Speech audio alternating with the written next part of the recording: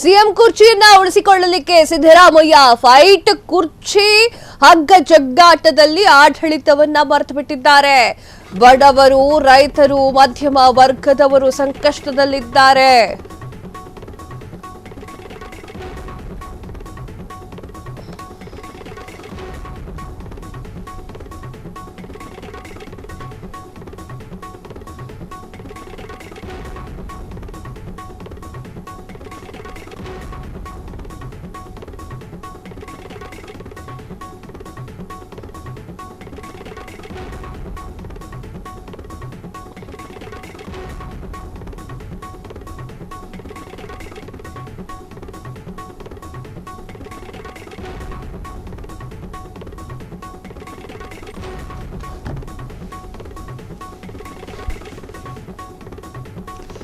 CM ಕುರ್ಚಿ ಉಳಿಸಿಕೊಳ್ಳಲು Siddaramaiah fight. ಕುರ್ಚಿ ಹಗ್ಗ ಜಗ್ಗಾಟದಲ್ಲಿ ಆಡಳಿತವನ್ನ ಮರೆತಿದ್ದಾರೆ.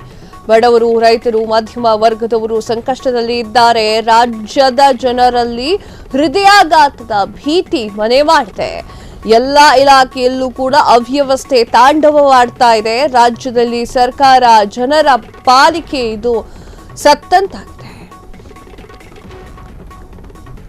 ಯಾಕಾದ್ರೂ ಅಧಿಕಾರಕ್ಕೆ ತಂದ್ವಿ ಅಂತ ಹೇಳಿ ಜನರು ಹಿಡಿಶಾಪವನ್ನ ಹಾಕ್ತಾ ಇದ್ದಾರೆ. ಮಾಜಿ ಸಿಎಂ ಬಸವರಾಜ ಬೊಮ್ಮಾಯಿ ಅವರು ಈ ಒಂದು ಹೇಳಿಕೆಯನ್ನ ನೀಡಿದ್ದಾರೆ. ಮಾಜಿ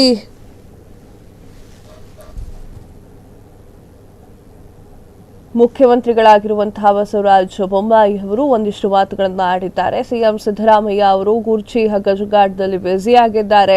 ಕುರ್ಚಿ ಹಗ್ಗಜುಗ್ಗಾಟದಲ್ಲಿ ಆಡಳಿತವನ್ನ ಎಲ್ಲರೂ ಕೂಡ ಮರೆತಿದ್ದಾರೆ. ಬಡವರು, ಮಧ್ಯಮ ವರ್ಗದವರು, ರೈತರು ಎಲ್ಲರೂ ಕೂಡ ಸಂಕಷ್ಟದಲ್ಲಿ ಇದ್ದಾರೆ. ರಾಜ್ಯದ ಜನರಲ್ಲಿ ಹೃದಯಾಘಾತದ ಭೀತಿ ಮನೆ ಮಾಡಿರುವಂತದ್ದು. ಎಲ್ಲ ಇಲಾಖೆಯಲ್ಲೂ ಕೂಡ ವ್ಯವಸ್ಥೆ ತಾಂಡವವಾಡ್ತಾ ಇದೆ. ರಾಜ್ಯದಲ್ಲಿ ಸರ್ಕಾರ ಜನರ ಪಾಲಿಗೆ ಇದ್ದೂ ಕೂಡ ಸತ್ತಂತಾಗಿದೆ. ಅಧಿಕಾರಕ್ಕೆ ಯಾಕಾದ್ರೂ ತಂದ್ವಿ ಅಂತ ಹೇಳಿ ಜನರು ಹಿಡಿಶಾಪವನ್ನ ಹಾಕ್ತಾ ಇದ್ದಾರೆ ಅಂತ ಹೇಳಿ ಮಾಜಿ ಸಿಎಂ ಬಸವರಾಜ ಬೊಮ್ಮಾಯಿ ಅವರು ಹೇಳಿಕೆಯನ್ನ ನೀಡಿದ್ದಾರೆ. ಏನ್ ಹೇಳಿದ್ರು ನೋಡ್ಕೊಂಡು ಬರೋಣ ಬನ್ನಿ.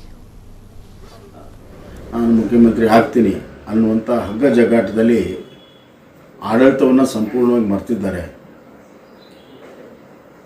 ಬಡವರು, ರೈತರು ಹಲವಾರು ಸಂಕಷ್ಟಕ್ಕೆ ಸಿಕ್ಕಾಕೊಂಡಿದ್ದಾರೆ. ಕೆಲವು ಕಡೆ ಪ್ರವಾಹ ಆಗಿದೆ, ಒಂದು ಕಡೆ ಹೃದಯಾಘಾತದ ಭೀತಿ ಜನರಲ್ಲಿ ಕಾಡ್ತಾ ಇದೆ, ಇನ್ನೊಂದು ಕಡೆ ಪಡಿತರ ವ್ಯವಸ್ಥೆ ಸರಿ ಇಲ್ಲ. ಹೀಗೆ ಎಲ್ಲ ಇಲಾಖೆಯಲ್ಲಿ ಅವ್ಯವಸ್ಥೆ ಇದ್ದರೂ ಕೂಡ ಈ ಸರ್ಕಾರ ಜನರ ಪಾಲಿಗೆ ಇದ್ದು ಸತ್ತಂಗಿದೆ. ಈ ಕಿತ್ತಾಟದಲ್ಲಿ ಇವರು ಜನರನ್ನು ಮರೆತಿದ್ದಾರೆ, ರಾಜ್ಯವನ್ನು ಮರೆತಿದ್ದಾರೆ. ಕೇವಲ ತಮ್ಮ ಕುರ್ಚಿಯನ್ನು ಉಳಿಸ್ಕೊಳ್ಳೋ ಸಲುವಾಗಿ ಎಲ್ಲ ಸಮಯವನ್ನು ಕಳೀತಾ ಇದ್ದಾರೆ. ಈ ಸರ್ಕಾರ ತಂದಿದ್ದಕ್ಕಾಗಿ ಪಶ್ಚಾತ್ತಾಪ ಮತ್ತು ಇದನ್ನು ಕಿತ್ತೊಗೆಯೋದಕ್ಕೆ ಇಡೀ ಶಾಪವನ್ನು ರಾಜ್ಯ ಸರ್ಕಾರ ಮಾಡ್ತಾರೆ. ನಾನು ಮುಖ್ಯಮಂತ್ರಿ ಬಿಡಲ್ಲ, ನಾನು ಮುಖ್ಯಮಂತ್ರಿ ಆಗ್ತೀನಿ ಅನ್ನುವಂಥ ಹಗ್ಗ ಜಗ್ಗಾಟದಲ್ಲಿ ಆಡಳಿತವನ್ನು ಸಂಪೂರ್ಣವಾಗಿ ಮರೆತಿದ್ದಾರೆ.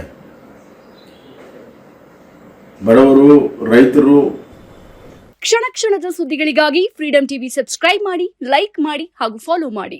ಹೊಸ ಸುದ್ದಿಗಳ ನೋಟಿಫಿಕೇಶನ್ಗಾಗಿ ಬೆಲ್ ಐಕಾನ್ ಮೇಲೆ ಕ್ಲಿಕ್ ಮಾಡಿ.